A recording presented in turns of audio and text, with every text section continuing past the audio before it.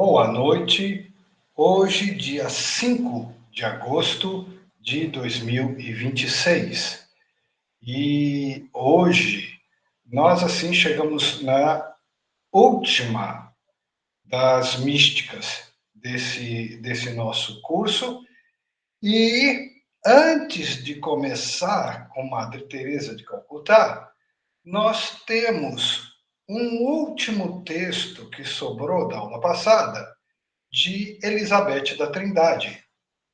Então, primeiro eu vou ler Elizabeth da Trindade e aí a gente entra na Madre Teresa, tá bom? Então vamos lá.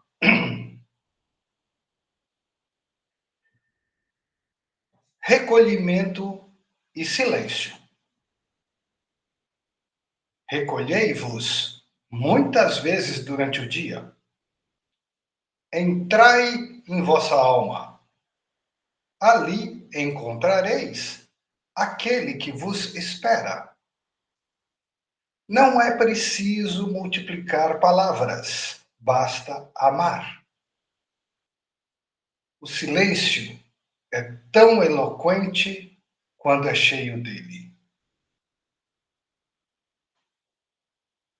Quanto mais a alma se simplifica, mais ela se aproxima de Deus.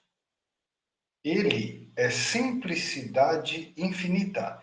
Ele quer almas simples. Porque complicar é dividir, simplificar é manter a unidade. Última citação. Que minha vida seja uma contínua comunhão, que nada me afaste de vós,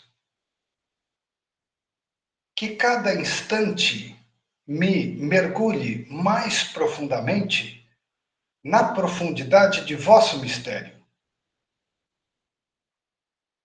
Pacificai minha alma, fazei dela vosso céu, vossa morada amada e o lugar de vosso repouso. Eu vou repetir essa aqui. Que minha vida seja uma contínua comunhão, que nada me afaste de vós, vós o Cristo. Que cada instante mergulhe a mim mais profundamente na profundidade do vosso mistério. Pacificai minha alma, fazei dela vosso céu, vossa morada amada e o lugar de vosso repouso. Então, essa última citação é mais poética, mais oração, mas as outras duas anteriores, e eu lembro que eu falei muito isso na semana passada, é muito impressionante como a Elizabeth da Trindade, na prática, lembra muito, quase que exatamente, o que ensina o Joel Goldsmith, tá bom? E aí, então, nós vamos entrar realmente em Madre Teresa d'Ávila. Só um momento.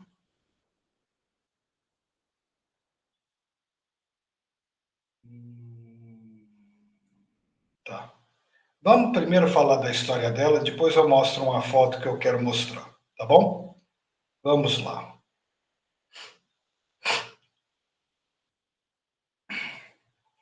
Aqui.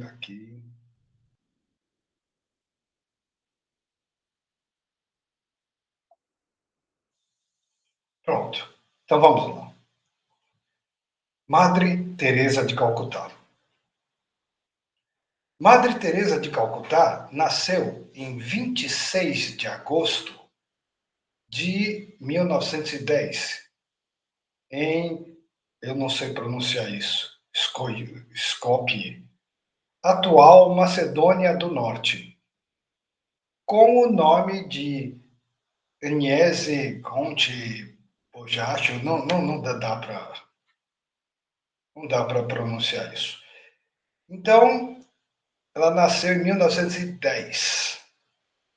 Desde jovem, sentiu um chamado interior profundo para a vida religiosa e missionária. Ainda adolescente, deixou sua casa e sua família para ingressar na vida consagrada. partindo para a Índia, onde ensinou por muitos anos em uma escola. Então, ela já começou assim, muito jovem, ainda adolescente. Então, eu separei uma foto para mostrar como ela era. Roupas típicas, né? Tá junto com a irmã, roupas de família, roupas típicas da cultura dela. A legenda que eu encontrei diz aqui: à esquerda está a Madre Teresa quando era uma cigana albanesa, adolescente. 1924, então aí ela tinha 14 anos. Eu imagino que ela deve ter saído de casa para a Índia logo em seguida, tá? Então, trajes típicos, né? Tá aí ela e a irmã. Então, voltamos ao relato. Então, ela foi para a Índia e ensinou muitos anos em uma escola. Mas foi em meio à rotina aparentemente comum que ocorreu aquilo que ela mesma chamou de um chamado dentro do chamado. Ela já tinha sido chamada, já tinha largado a família, já tinha ido para a Índia, mas então aconteceu um chamado dentro do chamado. Ao contemplar a miséria extrema nas ruas de Calcutá, percebeu que sua vocação não era permanecer protegida em um convento, mas descer ao encontro dos mais pobres entre os pobres, aqueles que ninguém queria, os abandonados, os moribundos. Isso é bem ela. Então ela sentiu um chamado dentro do chamado, resolveu descer aos pobres entre os pobres, aqueles que ninguém queria, os abandonados, os moribundos. E assim nasceu a Congregação das Missionárias da Caridade. Vestida com um simples sari branco de bordas azuis, ela passou a recolher os doentes das ruas, cuidar dos que estavam à beira da morte, acolher órfãos e consolar os esquecidos. Só que ela fazia isso de fato. Sua obra não era apenas social, mas profundamente espiritual. Via em cada rosto sofrido a presença do próprio Cristo. Atenção, não é demagogia. A mística dela é realmente vivida em contato com os pobres, doentes, abandonados. Então, não é da boca para fora. Sua obra não era apenas social, mas profundamente espiritual. Via em cada rosto sofrido a presença do próprio Cristo. Apesar de sua imagem pública de fé inabalável, seus escritos revelam que viveu longos períodos de profunda aridez interior, uma espécie de noite da fé. Então, por fora, ela é aquela fortaleza inabalável de rocha que a gente conhece, mas por dentro ela tinha muitos conflitos. Períodos de profunda aridez interior, uma espécie de noite da fé. Ainda assim, permaneceu fiel, não sustentada por consolações, mas por uma entrega silenciosa e constante. Ela vai falar sobre isso. Ela recebeu o Prêmio Nobel da Paz em 1979, mas manteve-se simples, sempre apontando para algo maior do que si mesma. E ela dizia: não somos chamados a ser bem-sucedidos, mas fiéis. Faleceu em 5 de setembro de 1997. Então ela tinha 87 anos. Em Calcutá. Anos depois, foi canonizada pela Igreja Católica como Santa Teresa de Calcutá. Sua vida permanece como um testemunho paradoxal. Na extrema pobreza exterior e na obscuridade interior, uma luz que não vinha dela mesma, mas que atravessava tudo, uma caridade que não se apoiava em sentimentos, não é ter dó do coitadinho, mas em uma união silenciosa com o invisível. Então, é uma mística, assim, absolutamente prática, mas nem por ser prática se reduz a fazer a caridade. Ela realmente vivia o Cristo. Então, vamos então dar a palavra a ela. Ela escreve muito bem. Bom, ela era professora, né? A vida mística. A vida mística não é algo separado da vida comum.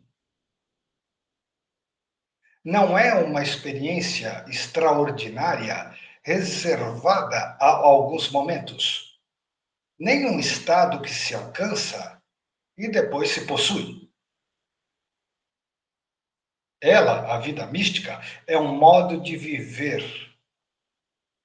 uma forma de estar em Deus no meio de tudo. Viver é prático. Não devemos procurar sentir a presença de Deus, mas viver como se estivéssemos continuamente em Sua presença.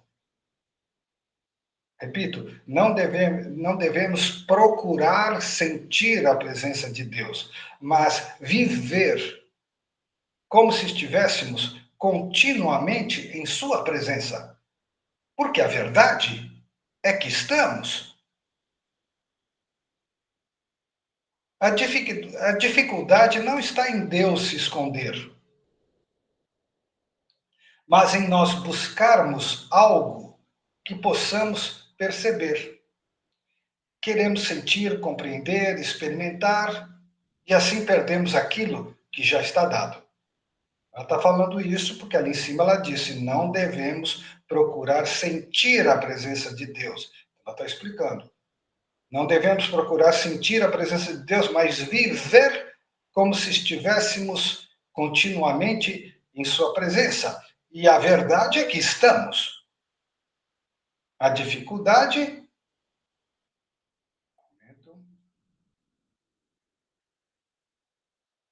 Pronto.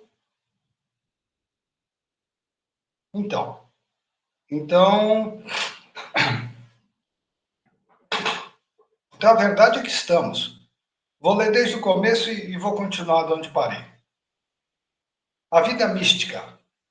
A vida mística não é algo separado da vida comum, prática.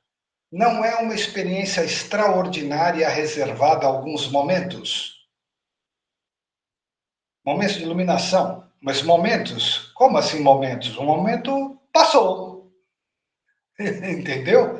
Não é uma experiência extraordinária reservada a alguns momentos. Nem um estado que se alcança e depois se possui. Ela é um modo de viver. Uma forma de estar em Deus no meio de tudo. Viver é prático. Não devemos procurar sentir a presença de Deus, mas viver como se estivéssemos continuamente em Sua presença. Porque a verdade é que estamos. Aí ela explica por que não devemos procurar sentir a presença de Deus, e sim viver. A dificuldade não está em Deus se esconder, mas em nós buscarmos algo que possamos perceber. Queremos sentir, compreender, experimentar. E assim perdemos aquilo que já está dado. A união com Deus não consiste em perceber sua presença, mas em não viver fora dela. Porque quanto mais você enfatiza que você quer perceber a presença, né, sentir, compreender, experimentar, você está concebendo Deus como outro, você está concebendo Deus como uma coisa, outra que não si mesmo. Então, não é perceber sua presença, mas não viver fora dela, estar dentro. Por isso, o silêncio é tão importante.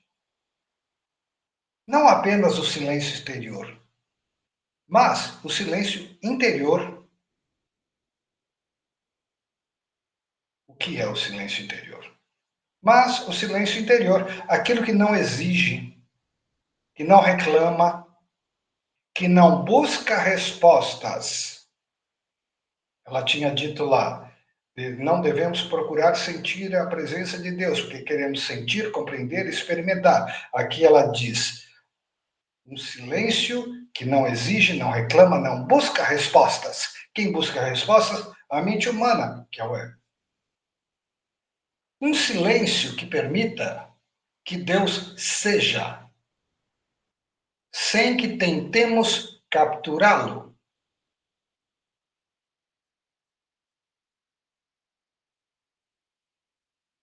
A oração não é dizer muitas coisas, é permanecer. É estar diante de Deus como alguém que não tem nada a apresentar, nada a justificar, nada a pedir, mas que simplesmente está. Não há perguntas, não há respostas, porque as perguntas desapareceram. Simplesmente estar.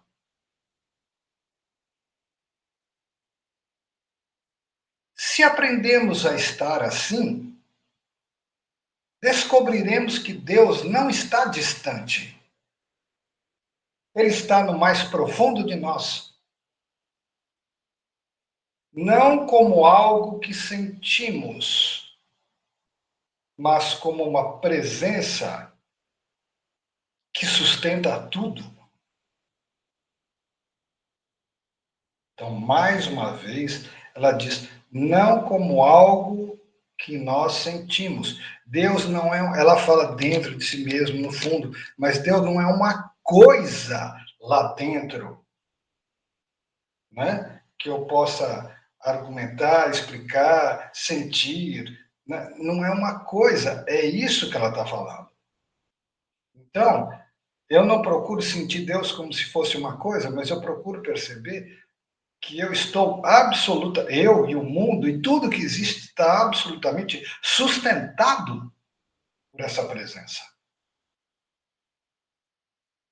Então ela não é uma coisa outra. A coisa outra sou eu enquanto ego.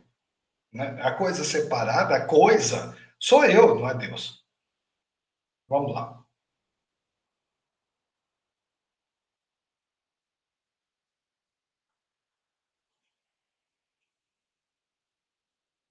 Nesse sentido, o discurso dela, ela escreve de um jeito assim bastante fluido, até simples, mas a mística é bastante profunda. Precisa saber ler o que ela está falando. Se aprendermos a estar assim, descobriremos que Deus não está distante, Ele está no mais profundo de nós, não como algo, não como uma coisa que sentimos, mas como uma presença que sustenta tudo. A vida mística não nos afasta do mundo. Ao contrário, ela nos envia de volta a Ele, mas de uma maneira nova. Já não agimos a partir de nós mesmos, mas a partir de uma presença silenciosa. Faça-se a tua vontade, não a minha, não é o ego que decide o que fazer. Já não agimos a partir de nós mesmos, mas a partir de uma presença silenciosa. Cada gesto se torna oração. Cada encontro se torna ocasião de amar. Cada sofrimento se torna participação. Não devemos separar ação e contemplação. Isso é o centro da mística dela. E esse texto chama A Vida Mística. Não devemos separar ação e contemplação. A verdadeira contemplação é aquela que se torna ação. E a verdadeira ação é aquela que nasce da contemplação. Não nasce de querer ser bom, de querer ser mais espiritual, de querer ser superior do que o pobre coitado que eu estou ajudando. Não é isso. Então, não devemos separar ação e contemplação. A verdadeira contemplação é aquela que se torna ação. E a verdadeira ação é aquela que nasce da contemplação. Por isso mesmo eu acho a mística dela tão difícil. Exatamente por ser prática. Eu acho difícil. Difícil que essa prática seja verdadeiramente espiritual, né? Que não seja o ego querendo ser espiritual, etc. E a coragem de viver praticamente a vida mística. Eu acho o caminho dela muito difícil. Eu não tenho preparo para seguir o que ela faz. Por isso mesmo eu admiro ela profundamente. Então eu repito, não devemos separar ação e contemplação. A verdadeira contemplação é aquela que se torna ação. E a verdadeira ação é aquela que nasce da contemplação. Se nossa oração não nos leva a amar mais, ela não é verdadeira. E se nossa ação não nasce de um silêncio interior, ela se torna vazia.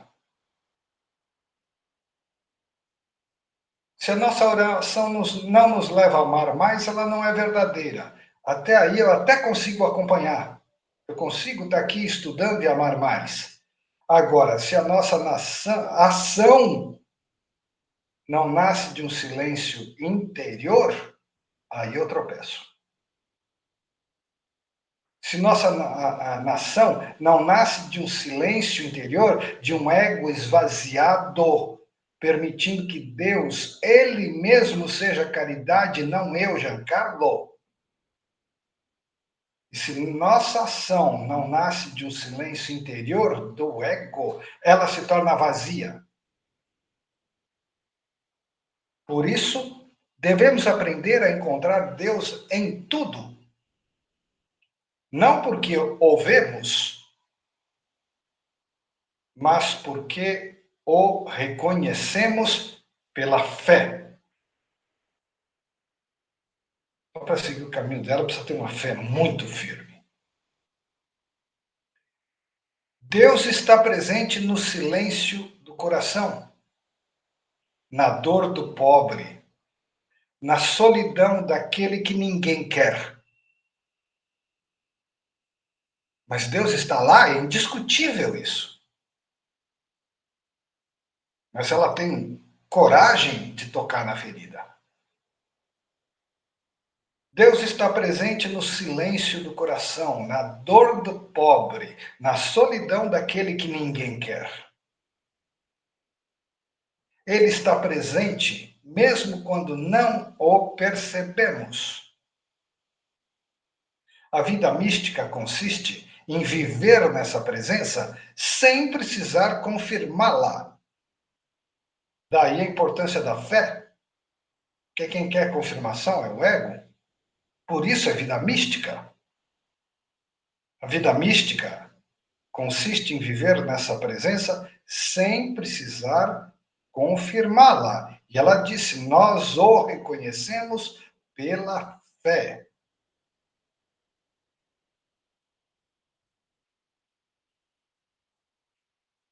Muitas vezes, Deus nos conduz por caminhos onde não sentimos nada. Isso não é ausência. É uma forma mais profunda de presença. Uma presença que já não depende de nós, se nós sentimos, se nós reconhecemos. É onipresença, não tem o que discutir, mas nós queremos avaliar se a gente sente, se a gente não sente. Então, muitas vezes, Deus nos conduz por caminhos onde não sentimos nada. Isso não é ausência, é uma forma mais profunda de presença. Uma presença que já não depende de nós. Devemos aceitar isso com simplicidade. Não buscar experiências, não buscar consolações, não buscar sinais, mas permanecer. Nesse sentido aqui, eu agora não sou capaz de dizer decor, mas várias outras mulheres antes disseram isso. Eu lembro da Marguerite Porret, mas teve outras, né, que falavam, abriam mão, né, de sensações, de buscar consolação, e a Marguerite Porret falava de aniquilação da alma.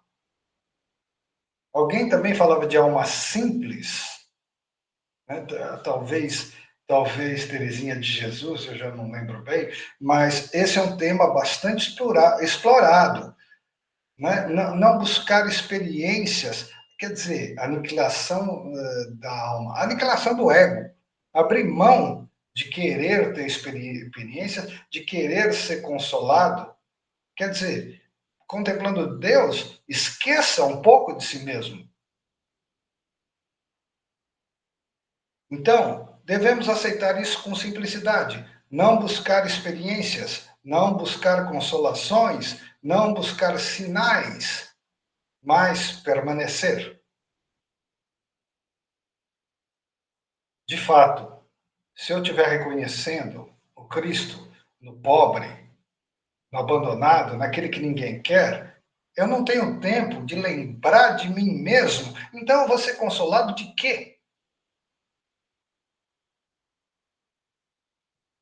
Então devemos aceitar isso com simplicidade, não buscar experiências, não buscar consolações, não buscar sinais, mas permanecer.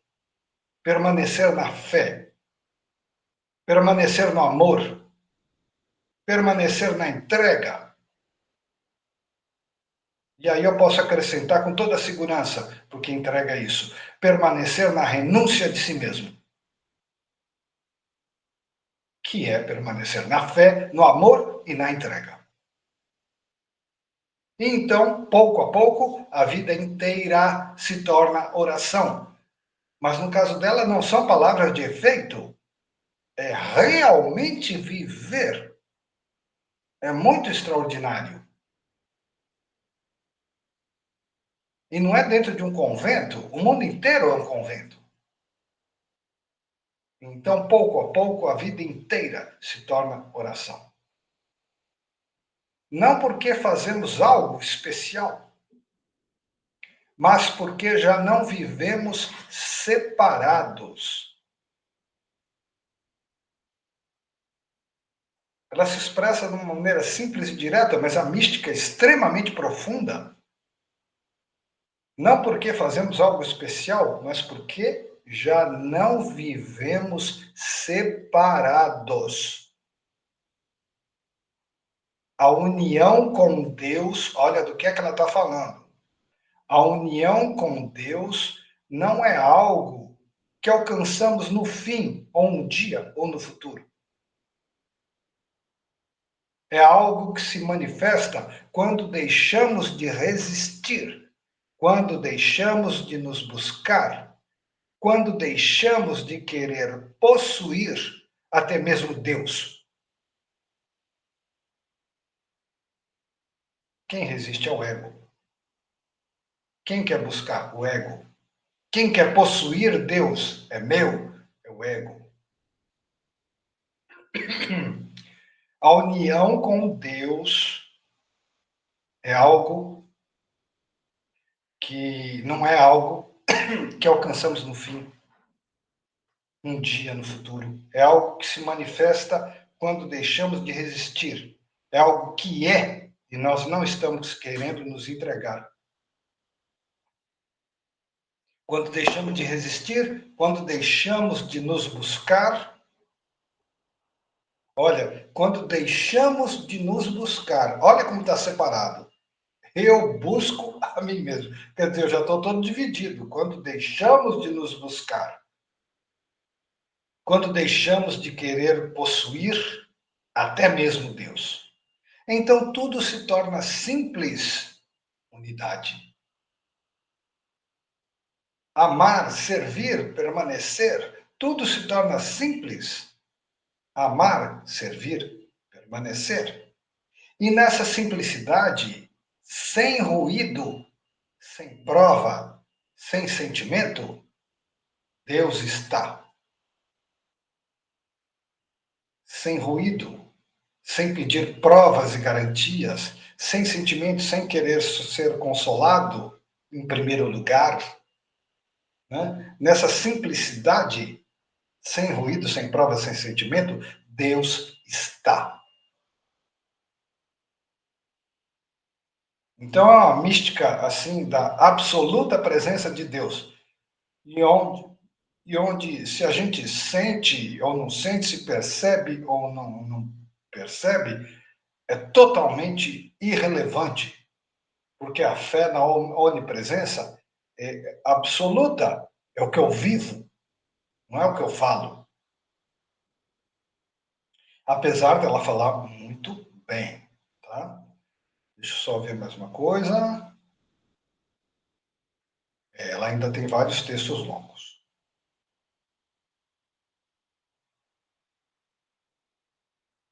Próximo texto. Transformação do coração. A vida espiritual não cresce pela multiplicação de práticas, mas por uma transformação silenciosa do coração. Podemos rezar muito, trabalhar muito, servir muito, e ainda assim permanecer no centro de tudo. Enquanto isso acontece, ainda não entramos na vida mais profunda. Então, já logo de cara, ela já disse, nós podemos trabalhar muito, né, em obras de caridade, em pregações, etc., em estudos e tudo mais, mas eu ainda sou o centro. Há um euzinho, ego, que ainda é o centro. Ele ainda não desceu do trono. Ele pode se achar até espiritual superior, mas ele não desceu do trono. Então ela diz: a vida espiritual não cresce pela multiplicação das práticas, não é um número, mas por uma transformação silenciosa do coração. Isso então implica em quem faz? Eu, para me sentir superior? Ou uma renúncia de mim mesmo para que Deus faça em mim, fazer de mim um instrumento? Vamos lá.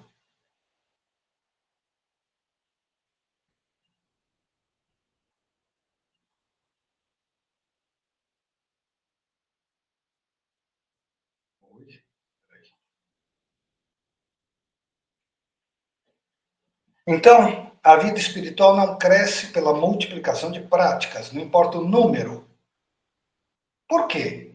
Porque mesmo que você fizesse muitas obras, você não salvaria o mundo. Quando nós encontramos o famoso mendigo na rua, se eu dou um trocado, esse trocado não vai resolver absolutamente nada da vida dele. Pode dar um alíviozinho, mas não vai resolver. Agora, o amor com que eu dou, abençoar, como diz a Teresa, né? É isso que faz a diferença. Reconhecer o Filho de Deus nele, é isso que faz a diferença. Então vamos lá. Então, não adianta a multiplicação das práticas.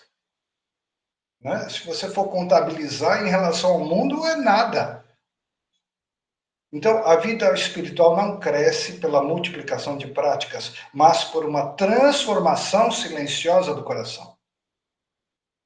O coração transformado pode até trabalhar mais, mas a transformação silenciosa do coração é que é a mística. Podemos rezar muito, trabalhar muito, servir muito e ainda permanecer no centro de tudo, ainda é ego. Enquanto isso acontece, ainda não entramos na vida mais profunda. Ainda não conhecemos o que é a vida mística, que ela falou no texto anterior. O caminho verdadeiro começa quando deixamos de nos apoiar naquilo que fazemos para Deus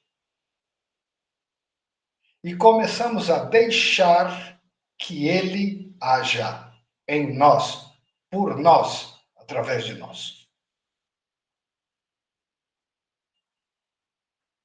Então, nosso caminho não é nos apoiarmos naquilo que nós fazemos para Deus.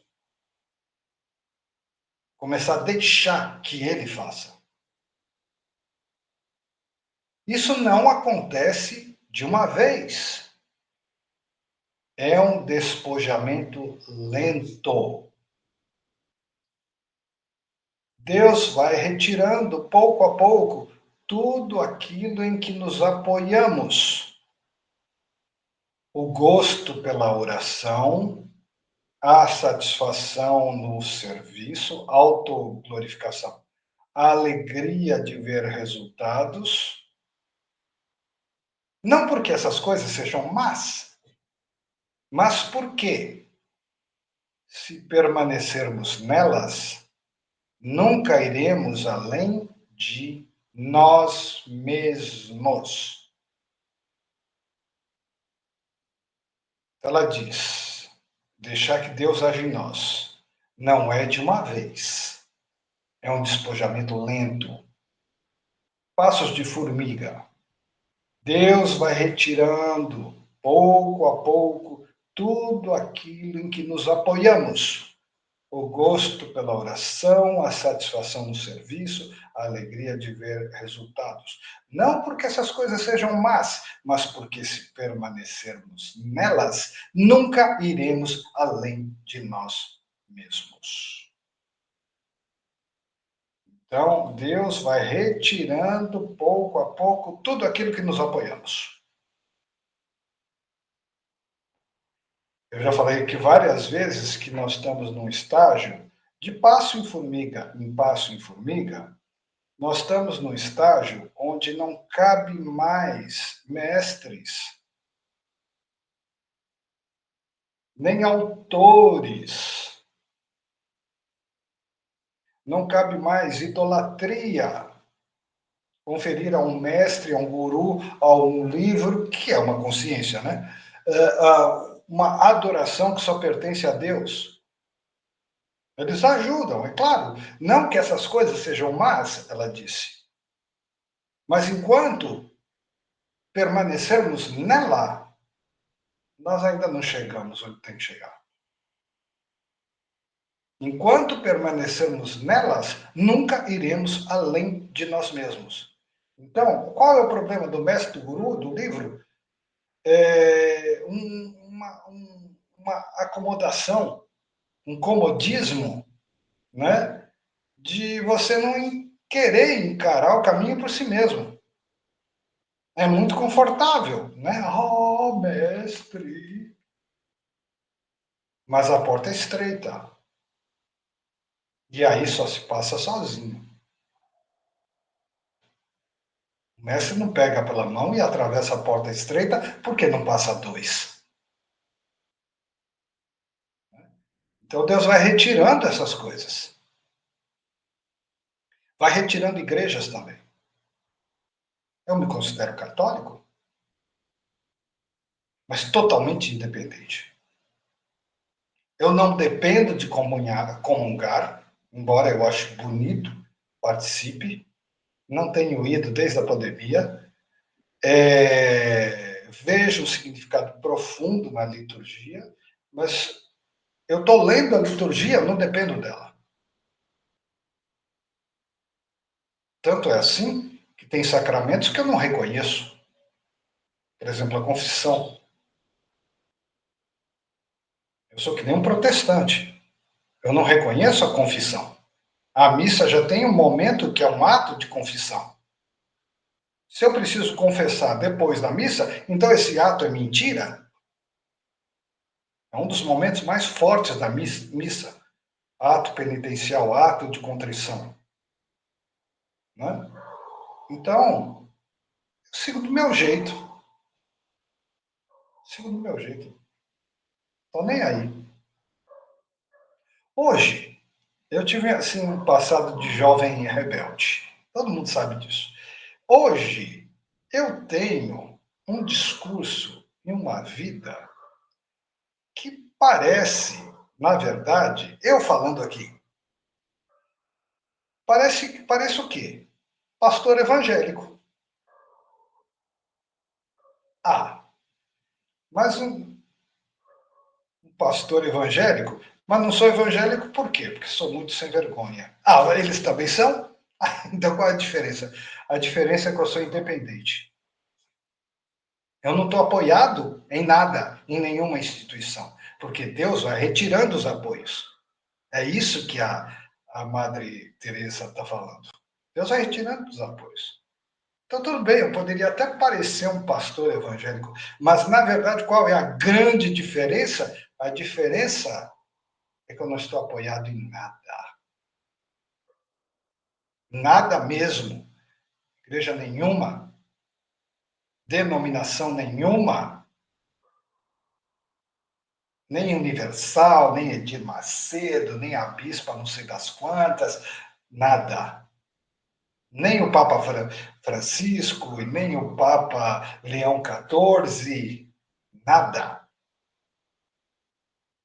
Alguns eu respeito, outros eu respeito como filho de Deus, mas no mundo humano acho assim desonesto. Mas nada dessas minhas opiniões interessam.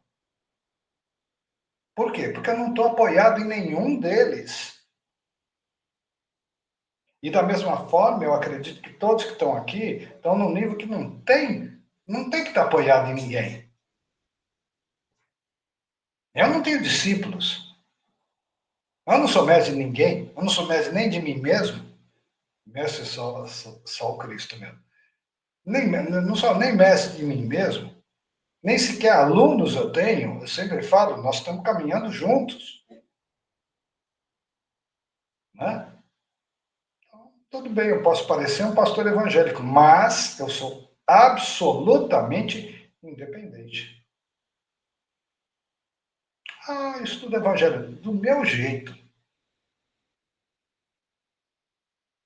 Nunca aprendi nenhum deles. Né? Então, eu acho isso, que a gente tem que ter um momento que, como ela disse, Deus vai retirando pouco a pouco tudo aquilo em que nos apoiamos.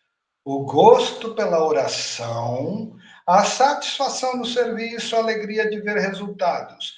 Não porque essas coisas sejam más, mas porque, se permanecermos nelas, nunca iremos além de nós mesmos. Então quer dizer que é muito confortável eu ir nas missas aos domingos. E o resto da semana eu nem penso no assunto. Está resolvido. Confortável, né? Então,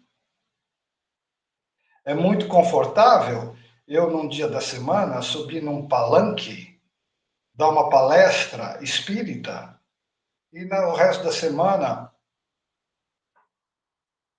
ser igual a qualquer outro ser humano, com os egoísmos, com as competições, etc, etc, etc.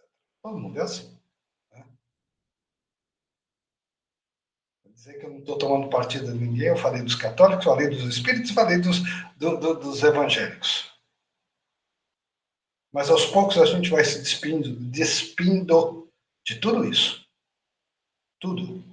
O que não impede que a gente realmente goste de congregar, de frequentar uma linha ou outra. Não impede. Eu gosto. Eu não tenho ido, mas eu continuo gostando de missa. Não impede de maneira alguma, mas eu não estou preso. O amor é livre. O próprio Deus não é aprisionado numa determinada igreja ou linha espiritual. Então veja o que é que ela está falando aqui. Começamos a deixar que ele, Deus, haja em nós. Isso não acontece de uma vez, é um despojamento lento, até aí tudo bem. E aí ela diz: Deus vai retirando pouco a pouco tudo aquilo em que nos apoiamos. Quantas linhas espirituais a gente já entrou e saiu? Naquele momento era escola, mas depois virou barca furada, né? Quantas?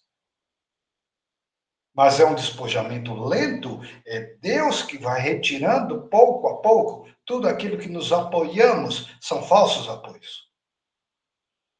Gosto pela oração, a satisfação do serviço, a alegria de ver resultados, mestres, gurus, livros, autores, não porque essas coisas sejam más, naquele momento era o que tinha que ser, mas porque se permanecermos nelas, nunca iremos além de nós mesmos.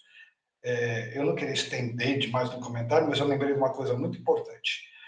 Um determinado momento da minha juventude, eu me dispus a ler o Bardo Todol, o livro dos mortos dos tibetanos. Achei uma coisa chata e incompreensível e falei, não está no meu universo. Mas tinha um trecho que me chamou muita atenção. A alma do morto saía, vagava, sei lá por onde, no astral, no universo, etc.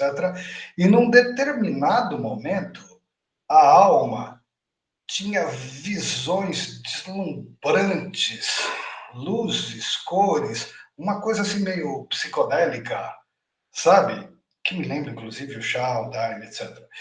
E o livro dizia que esse era um estágio espiritual, mas que se a alma se deslumbrasse, ela corria o risco de permanecer, de estacionar, não permanecer. Permanecer é uma palavra que ela usa mística. Permanecer, para ela, é união com Deus. E o livro estava falando, se você estaciona, se você se deslumbra, você estaciona. Pronto. Tá? Então, se despojar de tudo. Tudo é escola, tudo é passagem. Só Deus basta. Só Deus fica. Então, vamos adiante. Então, eu repito porque acho muito importante, não porque essas coisas sejam más, era escola, mas porque se permanecermos nelas, estacionar, nunca iremos além de nós mesmos. Há um momento em que a alma já não encontra apoio em nada. O trabalho continua, a oração continua, o serviço continua, mas sem consolação, sem evidência, sem prova, sem garantia, sem retorno. Tudo parece igual por fora, mas por dentro há um vazio. Olha que estranho. Esse vazio não é a ausência de Deus, é a forma como ele começa a agir mais profundamente. Então, trabalho continua, oração continua, serviço continua, mas sem consolação, sem evidência, sem retorno. Havia um eu que queria a consolação, a evidência, a garantia, o retorno.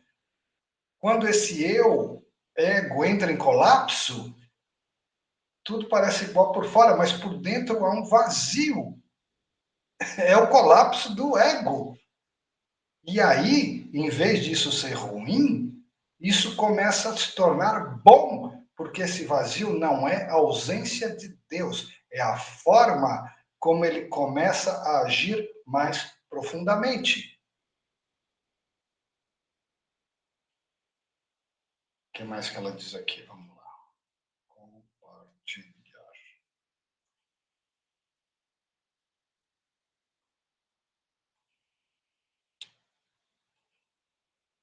Porque, enquanto sentimos, ainda estamos presentes. Ego. Quando já não sentimos, começa a surgir um outro modo de presença, mais silencioso, mais real, mais puro. Devemos aceitar esse caminho com simplicidade, sem tentar voltar atrás. A tentação é sempre buscar novamente aquilo que nos sustentava antes. O fervor, a clareza, a alegria sensível. Mas isso seria interromper a obra de Deus. Ui, aqui uma crítica que eu também faço sempre. Vou repetir e comento. Devemos aceitar esse caminho com simplicidade, sem tentar voltar atrás. Lembra daquele texto do Evangelho? Quem pega no arado e olha para trás não é digno de entrar no reino dos céus? Devemos aceitar esse caminho com simplicidade, sem tentar voltar atrás. A tentação é sempre buscar novamente aquilo que nos sustentava antes. O fervor, a clareza, a alegria sensível, mas isso seria interromper a obra de Deus. Então, o que acontece? Eu estou aqui procurando um meio elegante de falar o que eu quero falar. Você, qualquer um de nós, pega e estuda Goldsmith. Aí você começa a descobrir o eu interior, essas coisas, tudo bem, mas você ainda está preso a uma imagem, um guia, Goldsmith e tudo mais. Daqui a pouco, você larga tudo e procura um guru. E eu falo, você desonrou o divino em si mesmo. Você regrediu. Você estava caminhando para o encontro consigo mesmo, porque o Goldsmith fala isso, né? Mas aí você abre mão, desiste de tudo e volta a se acomodar na figura de um guru. O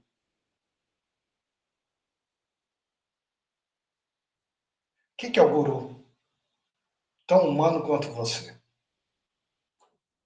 Então, não cabe. Então, já vou dar a palavra, só repetindo o que ela diz.